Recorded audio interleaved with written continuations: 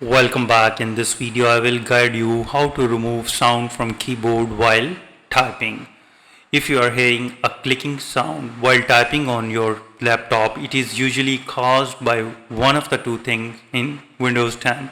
Either the touch keypad setting or an accessibility feature called filter keys. So here are the steps to silence both. So the first method is to disable touch keypad sounds. Even if you have a physical keyboard, Windows sometimes trigger these sounds through its internal settings. So for this you need to click the start button and gear icon, and now click on the devices, and now click on the typing on the left side, and now scroll down a little bit and find the touch keypad. And you need to turn it off. Play key sound as I type. Right now it is turned on. You need to turn it off. Another method is that, which is the filter key method. You need to click on this setting gear icon,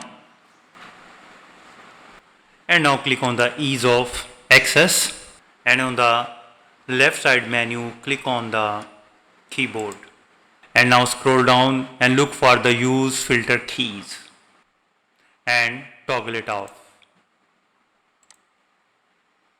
And that's all for the today. This way you can easily remove the sound while typing.